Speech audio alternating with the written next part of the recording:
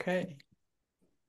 All right. Put my reading glasses on. So I chose, as you know, I chose the film Kinsey from 2005. It's a biopic about Alfred Kinsey, who was the pioneer of sex research. It starred Liam Neeson, Laura Linney, John Lithgow, and Peter Sarsgaard. And it's set in the 1940s and late 40s, early 50s. As far as awards go, there were several different organizations that nominated Laura Linney, Liam Neeson, and Peter Sarsgaard, including the Oscars, AFI, Critics' Choice, Golden Globes, Screen Actors Guild, but only one win for the film from AFI as Film of the Year. The director was Bill Condon, who's probably best known for the Twilight films. But financially, it didn't do that great. It had an $11 million budget. And it grossed 17 million worldwide. So not like some of those that we've had in the past. Rotten Tomatoes gave it a 90% score. Other actors of note included Oliver Platt, who I love, Tim Curry, talk about playing against type. Yeah. Timothy Hutton, Chris O'Donnell, and John Krasinski, a very young John Krasinski. But it was a very large cast, which my conjecture is that's partly why it had such a high budget. Kinsey himself, he was a tenured biology professor at Indiana University, not the University of Indiana, by the way. But the filming took place at Fordham University in New Jersey. I chose this film in part because I'm teaching a senior seminar this semester at Maryvale University on human sexuality, and Kinsey was and remains to this day a seminal figure in the study of both the physiology and the psychology of sex. His work was unparalleled prior to the 1940s in its scope and in its breadth, and provided a very solid scientific basis for describing as well as quantifying sexual attitudes and behaviors of very much so, American men and women. He provided a foundation for Masters and Johnson of Washington University here in St. Louis, and others' research into what had before Kinsey had decidedly been unscientific, laden with myth and conjecture and half-truths. His books, and if you look behind Chris, you will see the title of both of his books. It changed the public perception. He published Sexual Behavior in the Human Male in 1948, followed by Sexual Behavior in the Human Female in 1953, which happens to be the year most of our class of 71 were born. And his conclusions went well beyond the purely physical aspect of sex, also comprising desire, arousal, attraction, and fantasy. So I have some things that I thought were outstanding for me, but I would rather hear from you, all of you, about what you liked, what you didn't like, what you thought was outstanding, that sort of thing. So there. I just have a couple of quotes that I found interesting, and I'm glad you explained why you chose this film, because I wondered why you chose it. So now we know it was good. But I liked it when in his class, Kinsey says, "Who can tell me which part of the human body can enlarge 100 times?" And he calls on this woman, and she says, "I'm sure I don't know. And you've no right to ask me such a question in a mixed class." And he says, "I was referring to the pupil in your eye, young lady. And I think I should tell you, you're in for a terrible disappointment."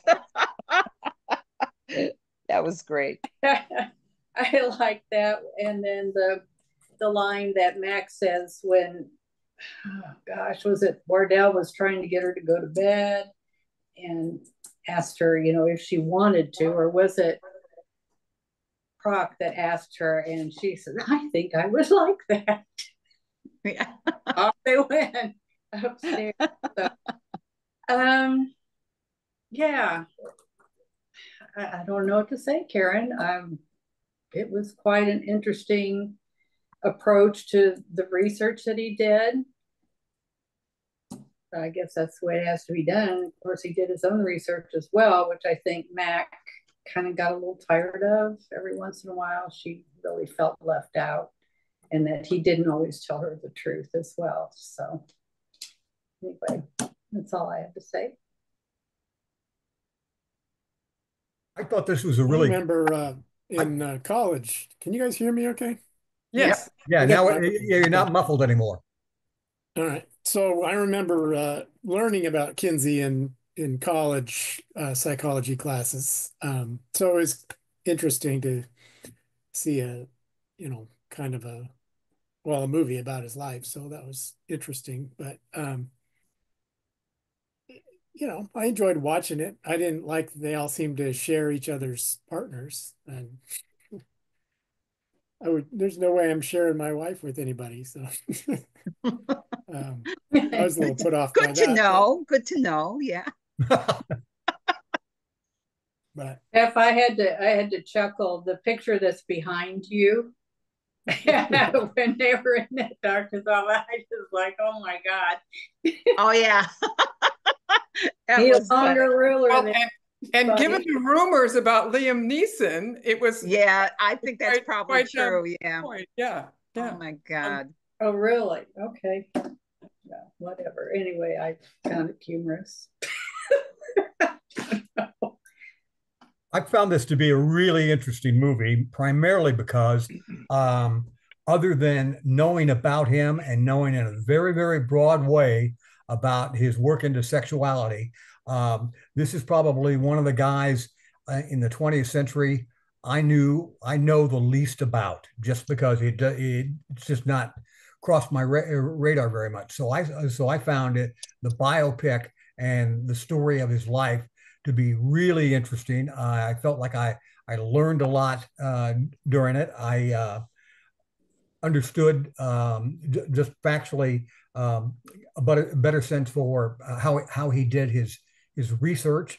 I wasn't surprised on the pushback that his research got, and was kind of actually surprised to learn that the Rockefeller Foundation did as much funding for it as they did. And like I say, it was a real voyage of discovery for me to learn as much as I did about a guy that has had such a big impact on 20 and 21st century America and at least the Western world, I suppose. So I thought it was really interesting. I was really impressed with Laura Linney's character in this. I thought she had a heavy load to lift in her character as Mac, and I think that she carried it off really, really well. I like Liam Neeson in almost everything he does, so I wasn't surprised with that. Oliver Platt's one of my favorite actors as well, so I enjoyed seeing him. And I don't know if there was really an arc to this story like Witt always claims to be searching for, but I found it again just a fascinating learning experience for me all around. I thought the movie was well done, and with one exception, and this is behind Jeff Copeland here.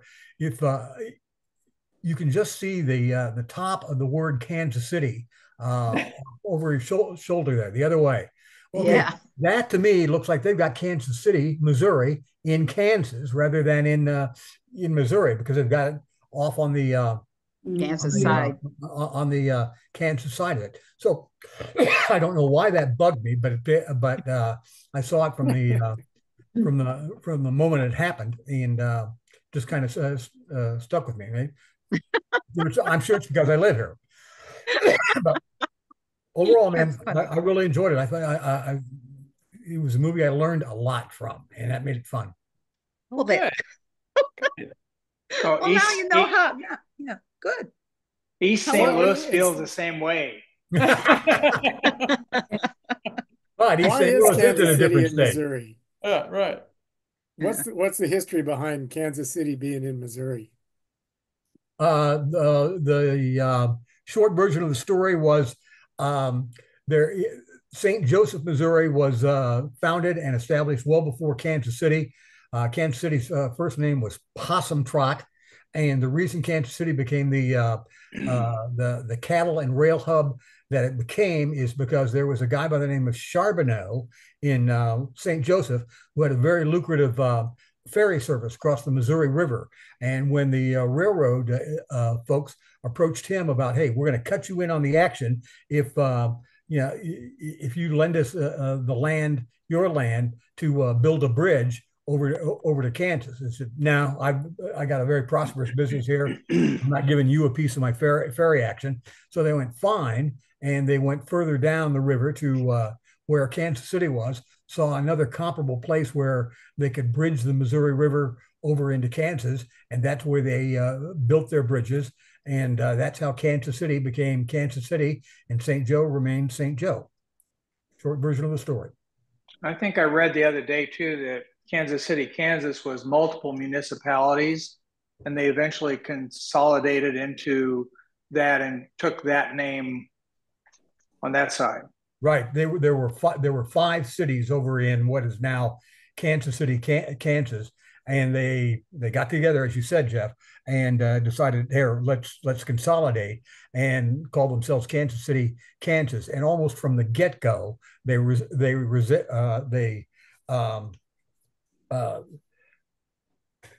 felt bad about calling themselves Kansas City, Kansas, because instantly they were confused with Kansas City, Missouri. And so they could have been Quindaro, they could have been Armourdale. So they had several other selections of these smaller cities that you're talking about, and they regretted almost instantly that they named themselves Kansas City, Kansas. But what kind of a song would it be if you said, I'm going to Armourdale? Exactly. But you still have Kansas City, Missouri. Yes, So yeah, you still got the real one. Yeah. Yes. Yeah, the original name for Kansas City, Missouri, back when it was just a village, was Possum Trot. So that's more to your point, Jeff. Now I'm going. Very good. I'm going to Possum Trump. Yeah. I want to ask Karen, behind you, there are volume numbers on the two books, and the human male one says volume 2, and the human female, I think, says volume 1. And I thought they came out the opposite way. Yeah, They did. That's interesting. Yeah, I didn't notice that. But yeah, the The male came out first. Yeah, that's what I thought. Yeah. Yeah. It's interesting. Huh. Well, I like the scientific approach of this. And the way that Kinsey, he started out studying these gall beetles in great detail with very extreme diligence. And what do you get, like 100,000 something like different that. Gall beetles, and he could say they were each different. He got that idea that these insects are all different from each other. They're not like ants. They all look like the same ant. And I think that kind of stimulated him to think about the variety of nature. And then that scene in the park toward the end of the film where they were walking around just gazing at nature and wondering about nature, he grasped onto that, and he was looking for something that he could do that'd be worthwhile to people, and he was able to sell that reasonably well to the people who funded him for a while, until they got a little crossways with all the female stuff. And I think there was a lot more sensitivity in the country about that. But I think they also did a really interesting interweaving between sex, which is a very powerful biologic thing, and love. Where do those two things cross paths? How do they work with or against each other? I thought that was playing those two things against each other was really the crux of the biscuit, if you will. I thought it was good. And wasn't he accused by Mac or somebody saying, you know nothing about love? Yeah. Yeah. Well, but then he went on and said, because you can't understand it because it's unmeasurable, Right. So, what I liked course, I like the movie, obviously. Um, I thought the characters, when you got to know, he was such a down the road, this is this, a scientific person without any emotions involved. And then when you start getting to know his background, his father being the wacko crazy that he was. And I mean, he made me, well, he didn't make me, he made me laugh, but it made me sad that there were and there still are people that have this idea, that people can't have fun. I remember, and what I loved is when his father said it was the four ways, the horrible ways that sex has gotten out of control. One place was the dance hall. The second was the ice cream parlor. I couldn't quite figure that one out, but the ice cream parlors I know didn't seem to be that sexy, but somehow he thought the ice cream parlor, the car, electricity, but the worst one of all was the zipper. Just, oh my God. Oh my God. But it is true when you think about it. I mean, that's how many years ago is that? What was that, 75 years ago that we're talking? And there's people that still have these crazy ideas. And they're still trying to take women's freedoms away from them. So it really brought up the fact that, boy, we haven't come that far. And I wish we had, but it seems like. Back to the characters, I thought the characters of the father, and then when you find out that the father, and Karen, I don't know exactly what he was talking about. He said he had to wear a strap, and I couldn't. I was trying to picture what was the strap that was on the outside of his clothing, because he said it was embarrassing. Yeah, and I was like, I wasn't exactly sure. I mean, I understood that it was something that's meant to restrain, his penis, but I had no idea what kind of a device that might have been. He had a chronic erection. Yeah. Yeah. Like father, like son, Yeah, and they made him. So my God, when you think about so how his father and mother were, how he kept putting the woman down.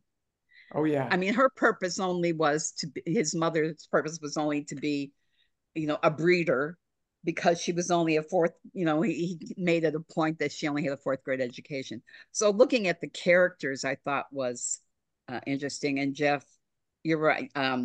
Laura Linney, she did phenomenal job, but she always does. She's one of my favorite actresses. I don't care what she's doing. I don't care. She hits, and she just hits it every single time, that character. I think something else. But, Donna, didn't you think John Lithgow did a beautiful job, though, of portraying that level of kind of almost cruelty? Yeah, yes, he does, and he always does. It wasn't what's that dance one, where he also plays the crazy Footloose? Yeah, Footloose. That's it. Yeah. I mean, he's great at that character, Yeah, it seems like he was made for that part. Yeah, he was, and it was perfect. It was perfect. I thought all the characters, and Liam was wonderful. He and I saw pictures of Kinsey, and they kind of look. I mean, they did a good casting job there, and good makeup job, because it kind of looked like him. So he's a pretty good looking guy, very inexperienced when it came to love, because he never saw love when you asked that, he never knew about love, but he did know about sex based on animals. Oh, and by the way, did you guys go all the way to the end and see? Yes. Was it Peggy Lee Fever or something? Fever, yeah. Fever. That was hysterical. Yeah, that was great. But anyway, someone that really never knew love. Well, he would know it from his mother, but really not knowing love and not knowing people, and animals were his friends. So, I thought it was really good. I enjoyed it, of course, and I just loved all the acting. And I just sad that we have not come in, I don't think much further, and not far enough anyway. And Karen, it'd be interesting how your class is going. I mean, do you find that there are people with these crazy ideas? Well, I have a few things I was going to talk about, just kind of share with you that you guys might find kind of interesting. But I think before I do that, I'd like to hear what other people thought of the actual movie. But yeah, I do. I have some things that just to sort of make note of. Okay. So, but we haven't heard from Bill yet. I guess that my thought is how accurate the depiction was, and is what we saw pretty much what happened. Do you think? And if it was, then yeah, I mean, we learned a lot through his research. And it's a lot easier now to gather tens of thousands of surveys. We can do it online. You can do it with anonymity and that sort of thing. A lot of contemporary psychological research, especially where you're just gathering descriptive research, just having people say how many times they've done something or how often, or scale of 1 to 10, how much this, that, or the other. You can get tens and hundreds of thousands of responses really easily. But in the 1940s and 50s, they had to travel. I mean, the map behind, that you see behind Jeff, they had to travel. They had to go places. They had to do all these. And so it's in that regard, I think it's really amazing how much information that they were able to gather for the. Yeah, and interesting too is that when they had to be trained as how to ask these questions so that people, which I thought was interesting. You would think that people would be rather write it down and be more anonymous, but it seemed like where he got the information that he wanted was when it was a one-on-one, and he got to know these people on a very social level. So that was, I thought, real interesting as well. That if someone were in front of you, would you, in front of me or any, would I be as comfortable saying what I wanted to say? And maybe, if it's a doctor and someone looking for information, yeah, I think they included all of that effort to display his work ethic in this, because, there was some pure interest in what he learned, what we heard these folks say and everything like that. But I think more than anything, that was the vehicle the film used to say this guy was nose to the grindstone, by the book, and I mean, he said several times to his team there, all right, let's get back to work. So I mean, that's why I think that was in there. Yeah, but he was also on uppers, wasn't he? Wasn't he on the drugs? Barbiturates, yeah. There was a portion of it where they removed love from the equation, right? When he started having affairs of his own with the guy and his staff, and he's explained to his wife that love had nothing to do with any of this, and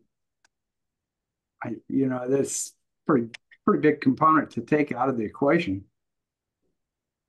But not really, in the sense that the point that he made was that they were quantifying this. This is what we can quantify: how often, how many. It's a biological function. And the love piece is there for some people, not for everyone, but there for some people. But that's not something that's really quantifiable in a scientific way. And one of the quotes, one of the scenes that I thought when the Rockefeller Foundation director, when the director asked him, well, don't give so much attention to the perversions, and Kinsey says, but science loves the rare. He was all about the science. So didn't he conclude that there was no norm? Well, you mean, or that there's a very wide range of normal. Yeah, exactly. And do you remember the scene with Peter Sarsgaard, when they're in the hotel room, the two of them, when they're talking about sort of their number and how Martin is a 3? Yeah. And yeah.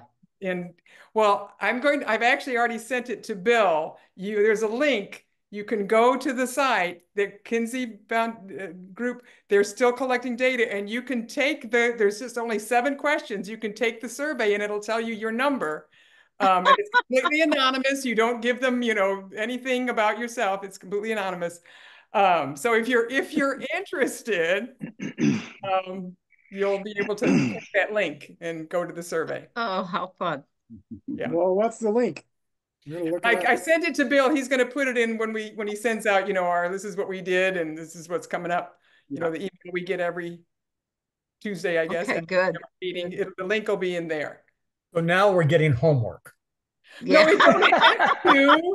Not required. If you want to. I'm not sure I signed up for that part. Right.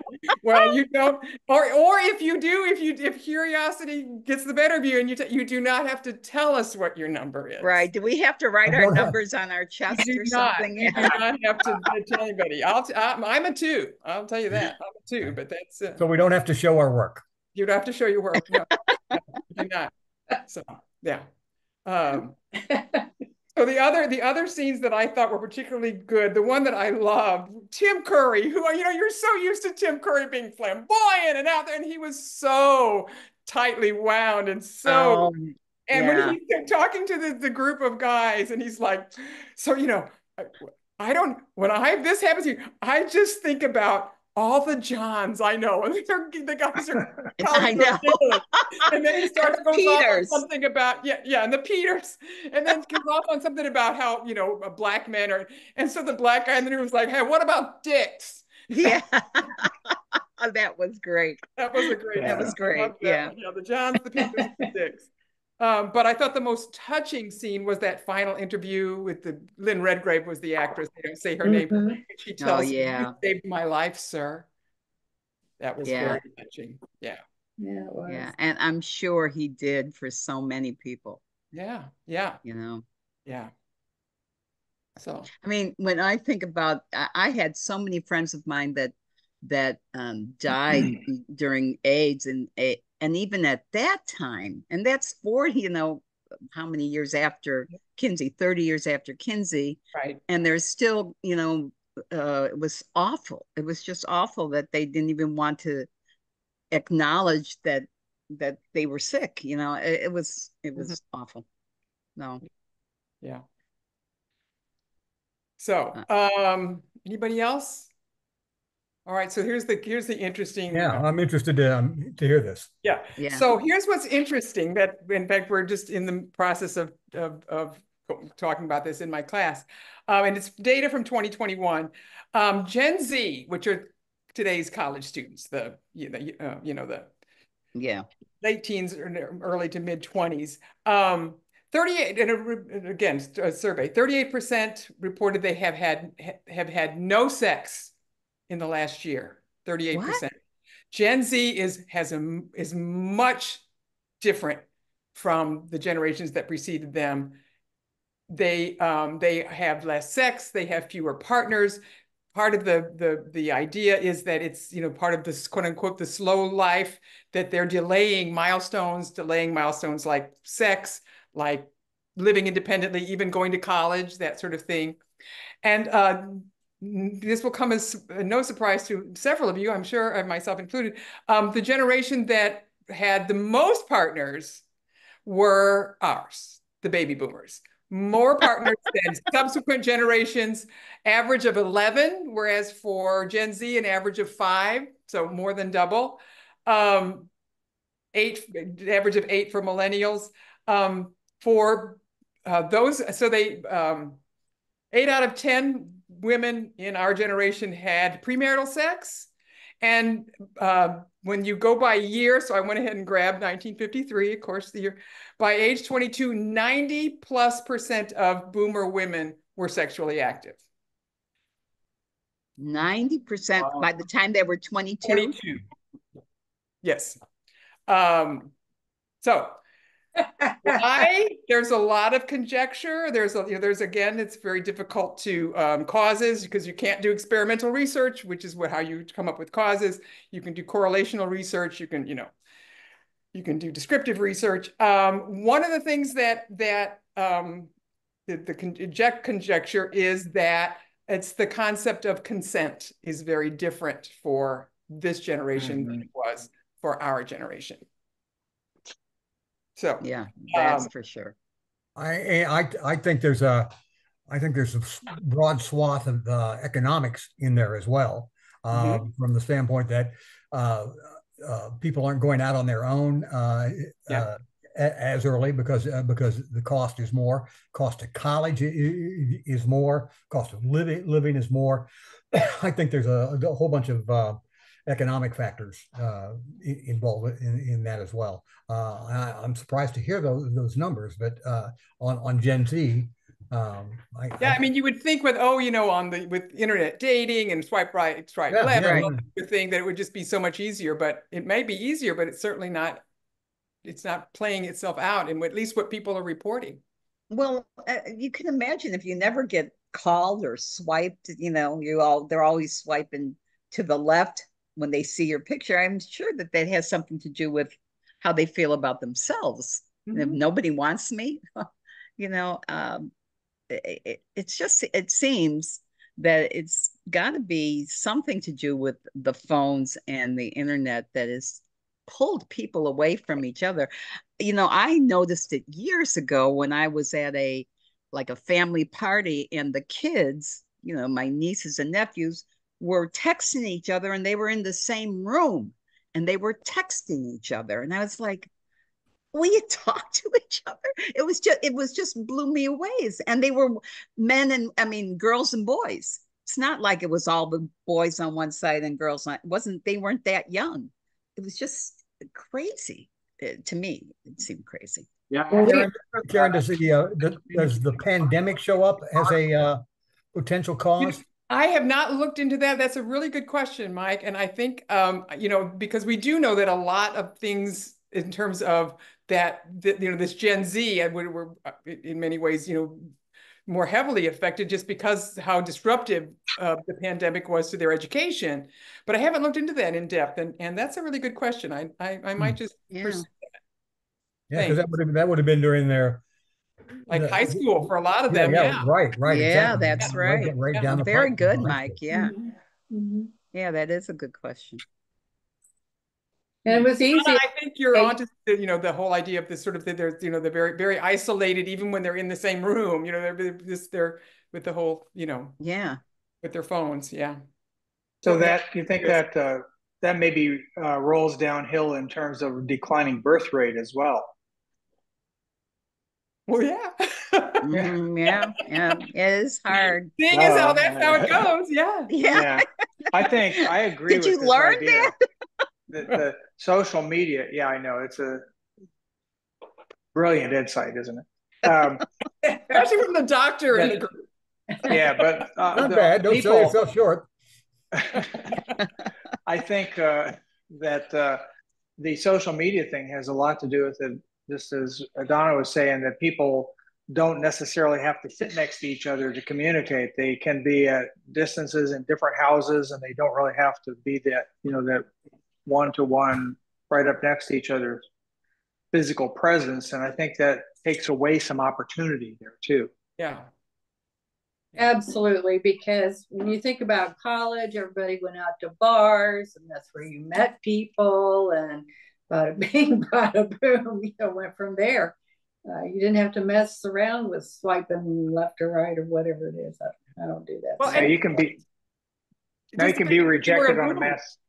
Yeah. We were such a boom. There were so freaking many of us. If I went to a party, there were always at least 50 to 60 people. There was just people. There weren't enough dorm rooms for us at Mizzou. Right. There wasn't enough parking. There were so freaking many of us that there was always. And so I think there's that kind of what Donna was also alluding to, that fear of rejection. I've been, I don't remember that. I don't, it's sort of when there's this many guys and this many girls, something's going to work out. Exactly. But Exactly. I don't know. There's attitudes that I think we might have taken for granted that wouldn't the Gen Z generation certainly does not. So yeah, but I think the sheer number of us, it did have an impact as well. I got to be honest though, there was a part of my college career when I thought I had a double major in marijuana and celibacy. Gosh. What? Well, one makes the other tolerable. Not all the time, but there were some streaks.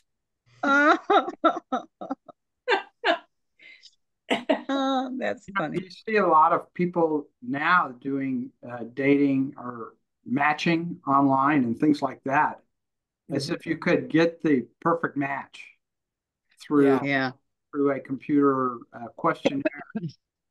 And so they're taking a lot more time to make sure that things are just right. Of course, we didn't have that opportunity, I don't think.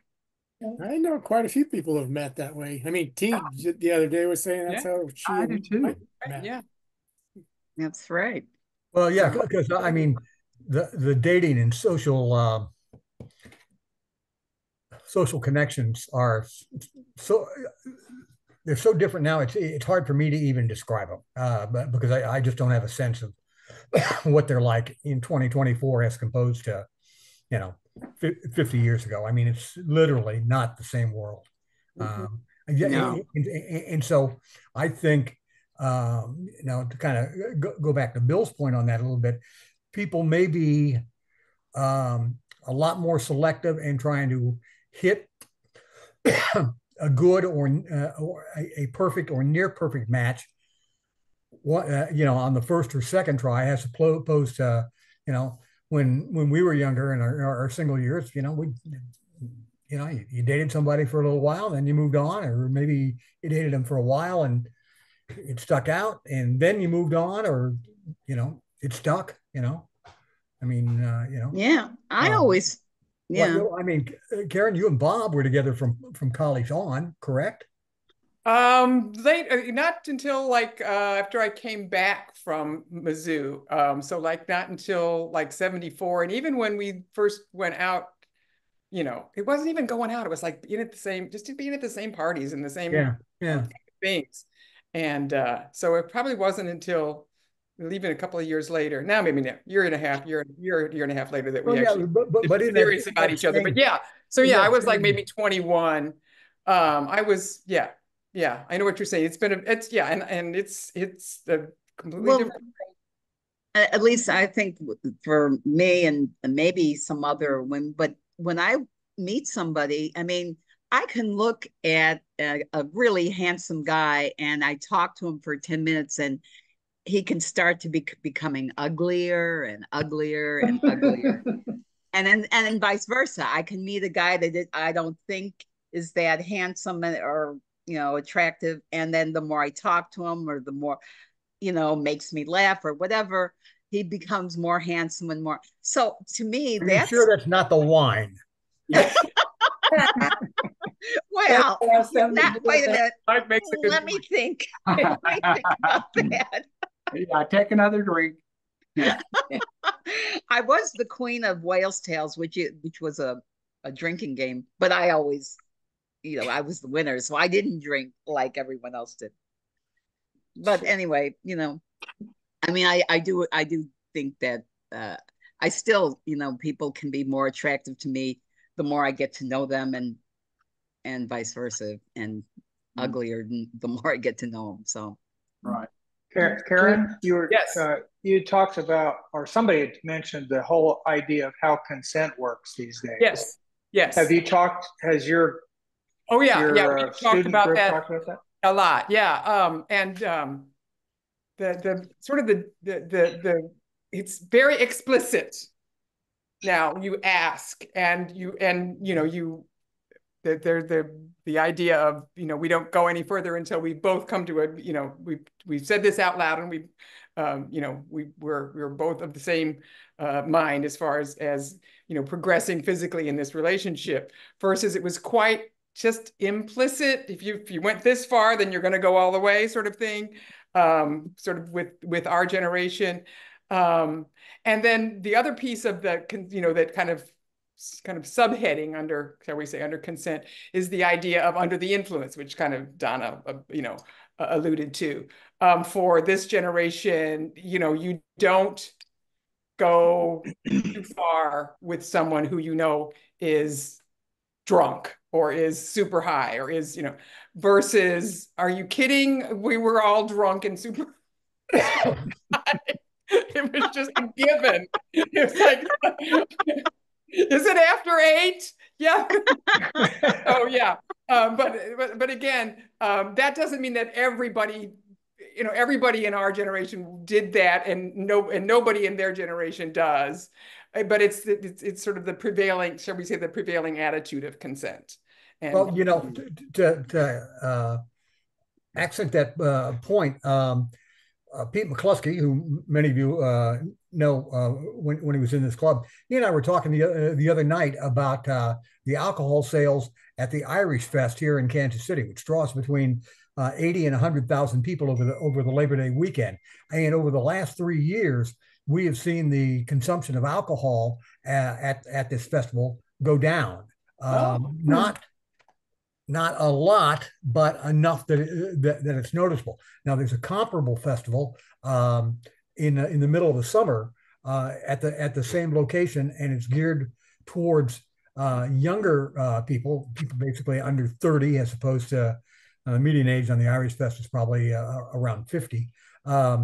And they've also seen a decline in their alcohol sales, and that's more of a, I hesitate to use the word headbanger crowd, but if I say that, you get the impression, you get the idea where I'm coming from on that. So that might be an element of it too, that people get as screwed up on alcohol, and maybe not even on grass as you would think. Although here in Missouri, the sales of legal marijuana are through the roof. So. I'm sure the alcohol sales would go down. There's this thing I saw on TikTok called buzz drops, and what it was is that if you didn't want to drink, but you wanted to get the buzz, use these things called buzz drops, and I guess you get high. I don't know what's in it. I don't know. It's not alcohol though, but they were pitching that if you wanted to get an alcohol high without alcohol, here's how to do it. And it's got an eyedropper. It's a little bottle, an eyedropper thing. It sounds dangerous. Absinthe, probably. Wouldn't that be something? Yeah. I did read an article about they're trying to come up with something that's based on GABA, which is a brain chemical that stimulates the effect of alcohol without the hangover and the same level of impairment, but it gives you the sense of euphoria better. So it'll be interesting to see what modern pharmacology does as that goes forward. But I don't know how it plays into the social activities. Yeah. So for the consent, do these dating apps have like a little checkbox? You say, I consent. Well, the consent isn't so much I'm going to go out with you. The consent is like moving forward in terms of the sexual relationship. I was kind of joking, but they actually talk to each other and say, well, that's the idea. You're good. Right. Yeah. It's implied. Well, if you went this far, then I think we can go farther. Yeah. Interesting. What about the people that have drank too much, and they everyone thinks that blackout means you pass out. You don't pass out. You act and talk normal, but you don't remember anything the next day. So how would they get around that? I mean, how would you? Yeah. Well, I don't know. Yeah. I don't know. I don't know. If you appear to be sober, I would think then maybe and consent, then you certainly couldn't hold it against the partner for assuming that you were sober. Yeah. Yeah. I don't know beyond that. Well, so now that we are talking about sex in our movie club, do you think our viewership is going to go up? Oh, they're swiping left. They're swiping left. This is the last thing I wanted to say. I realized, I think Jeff heard me say this already. I realized that I've only recommended 2 movies so far, and in both movies there was full frontal male nudity. I apologize if I have gone too far. If you want to throw me out of the club, I'll certainly understand. I warned you at the beginning. If you thought you were going to get like a mini Bob, you weren't getting that. So anyway, I will endeavor, although I thought a movie I wanted to I don't know. my next time, and I'm like, no, that's still okay. I will endeavor not to continue that streak. Don't so to speak. Don't do it. I get the streak reference. Karen will keep the streak alive because her next pick will be Midnight Cowboy. So. Yeah. I love that movie. That was a good one. Yeah, it's a great movie. Yeah. I'm walking here. Walking, Karen, don't stop it on our account. You can continue to do that. I know, I've got some ideas for my next one, but we still got to get Mattson back out of, he's out of order, and so is Whitaker, so it'll be a long time. It'll probably be too close to Christmas. I can't, You'll be close to Christmas. Yeah, you'll be around Thanksgiving. Oh, will I? Okay. I tried to figure it up today. So, we're all discombobulated. We are. Yeah. So, anyway, okay. Well, thank you guys for good job. It was good one. A stimulating conversation. Yeah. I think we got the thrust of this. Yeah. Okay. No, all right. I thought it was a great pick. Really did. Really did. Thank you. No, it's good. It's good. Who's next? Yeah, who's next?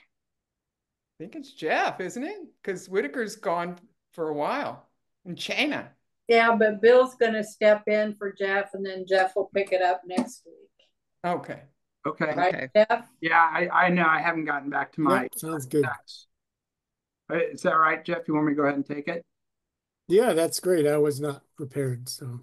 Okay. I'm gonna put out Cabaret. Oh, one of my favorites. Cabaret? I don't think that I've ever seen it all the way through, and I've thought, oh wow, my last pick anyway, and I thought that would be interesting to see. Okay. So I haven't looked it up. I'm sure it's available though, don't you think? I'm sure it is. Yeah. How many versions are out there? Which one do you want us to watch? I don't think there's Liza Minnelli and there's only one. I mean, the play is out, but I think there's only one movie of Cabaret, isn't there? Oh no, there's the new one with Eddie Redmayne. I know. That's right. But that's a play. No, but that's a play. That was no. But in what was it? 93. There was the one with Alan Cummings instead of Joel Grey. Oh yes, that's right. Minnelli, and then Cummings was. I'm referring to the one with Liza Minnelli. Liza. Okay, 72. 1972. It's available on Prime and Tubi. Yeah. Okay. 1972 Cabaret. All right. Yeah. Then that's good. That's really good. So I have just enough time to watch that, and then I have to spend all the rest of my time watching baseball. Of course. And I'm sorry about all you guys in St. Louis. I know. Well, at least we're getting rid of Mosaic. Yeah. Yeah. Well, not for a year. I know. We got one more year of that.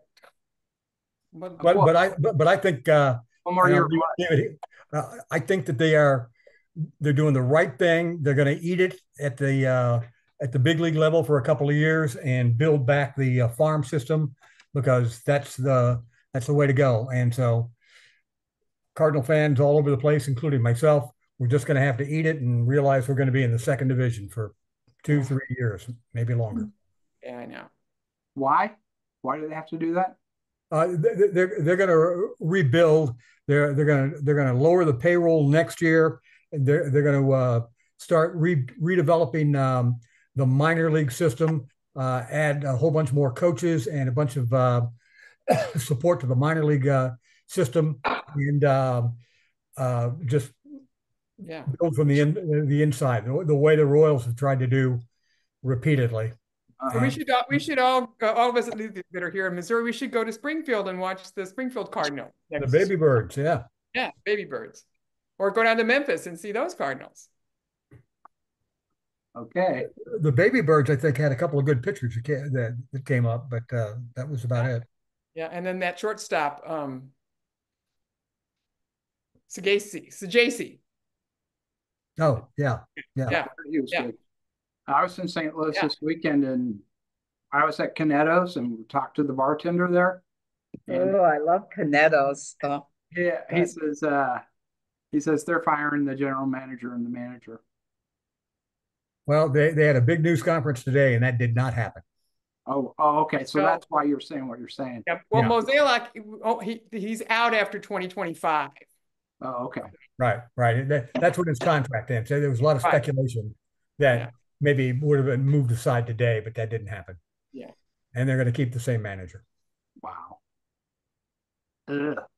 I know. Oh, well. I don't have to. So, Donna, you didn't get any hurricanes where you are?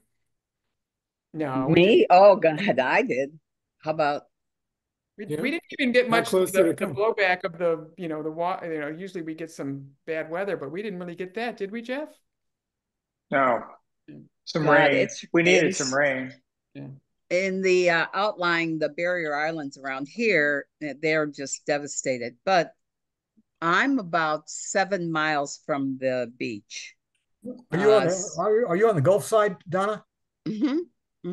Yeah, we're on the west, and the thing about Sarasota, I think I told you before, that when the Indians were here during hurricane season, they would come to Sarasota, and we have been lucky because it always seems to kind of pass us over. We'll get the rain and we'll get the wind, and we do have hurricane shutters, and they're metal that go all around the house. So that the bad thing is it becomes like a cave in here. I don't know, you can't see any light at all. And then a couple of times we've lost power, but only for a couple of hours. But that's about it. Are your utilities underground or above ground? Utilities? What do you mean? Your power. Power lines. Electric lines. Oh, they must be underground. Yeah. Are you on a second story or? No. And I've got a pool and I've got a lagoon in the back. Now the lagoon, but we're a little bit high, so the lagoon will get high and come, but it's never come into the pool or anything like that. I have heard growling of an alligator pretty close once, but that's about it. Yeah. Cool. Yeah, I know. Does anybody have any other movies they want to throw on the list? Well, if I could find the list, I did, but you think I told you I need Prevagen or something. We watched Wicked Little Letters, which was kind of interesting. And I forget what was that on Apple, Cindy? Do you remember? I think so. Apple or Netflix or someplace. I had a whole list, but you think I can find it? No. I watched something on I think it's on Netflix. The Perfect Daughters, about the three daughters, and the dad's going to die, and they bring in hospice and all of that. It has kind of a surprise ending to it. It really dragged out. I almost just cut it off a few times, but I thought, no, I got to see how this turns out. What was the surprise? He lived? Oh, sorry. They all died and he lived. I can't tell you. That spoiled the ending. That's the surprise. Yeah. Have any of you seen The After Party on Apple TV? There's been 2 seasons so far. No. The After Party, I loved it because a murder in both seasons, a murder takes place. There's lots of secrets. Oh, good. In both situations, kind of, everybody that's at this party on the first one, and everybody that's at this wedding at the second one is a suspect. But each week, as they they hone in on a different suspect, the actual the show is like of a different genre. Like one week it'll be like a horror film, and one week it'll be like a romantic comedy, and one week it'll be like almost like a Columbo kind of a and then in both there's a couple of characters that were in both seasons, including the police detective. I'm trying to let me see if good. That sounds great. It's really good. I really, really liked it. And let me see if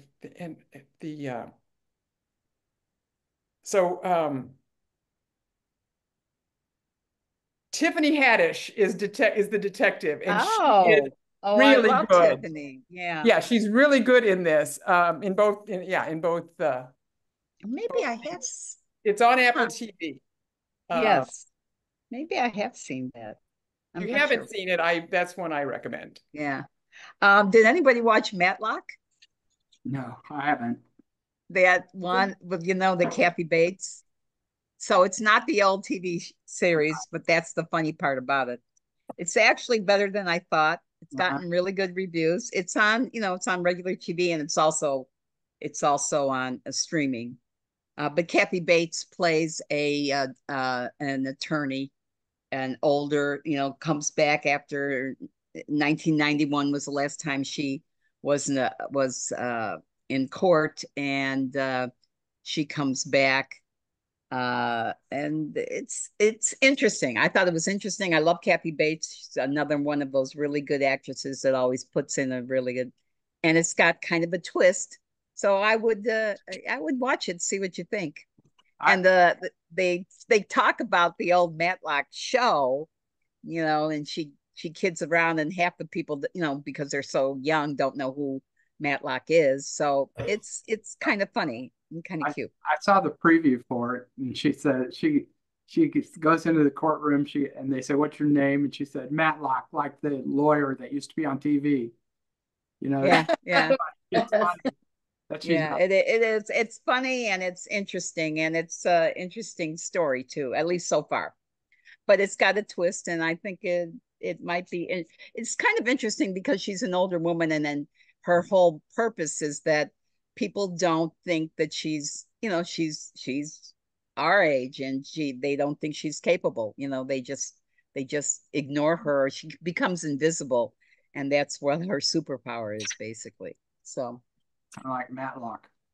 Yeah, it's cute. I mean, this isn't an Academy Award stuff, but it's cute. I will watch the second one. I think it's on Wednesdays or Thursdays, something like that. Oh, and then Only Murders in the Building. Are you guys watching that? Mm-hmm. Yeah, that one. Well, that'll be tomorrow. Yeah. I've been watching The Penguin. Oh, is it good? It's all right. I mean, they're covering the criminal.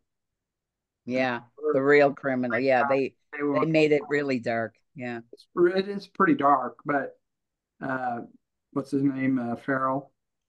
Colin Farrell. Yeah, he's good, and he puts on a lot of makeup, and he's good that way. But it's been so dark. Last night I was watching, and I was going, oof. Yeah. I saw Wolves, that one with oh yeah, I want to see that. Brad Pitt and George Clooney. Thank you. Clooney. Just fill in the blanks here. Yeah. And it's you know what it is. You like watching them. I like them. I just like, and I like seeing the two of them together because they have a nice repartee, and so it's interesting. Is it great? No, but it's it's worth watching. It's kind of fun. They're basically fixers. Somebody, there's a murder, and it's an important person, and the hooker or the prostitute gets murdered, and they bring someone in to clean up the whole area like it never happened. So that's like Harvey Keitel in Pulp Fiction. Yes, exactly. It's called, what's it called? wolves, yes. It's Well, not wolves that's what they called Keitel's character in well, then that's Wolf. Yeah. Well, it's after 8, guys. I'm out of here. Yeah. Okay. I gotta go too. Like a regular member there. All right. Bye, you guys. See y'all next week. All right. Great pick, Karen. Thanks for the movie, Karen. Bye.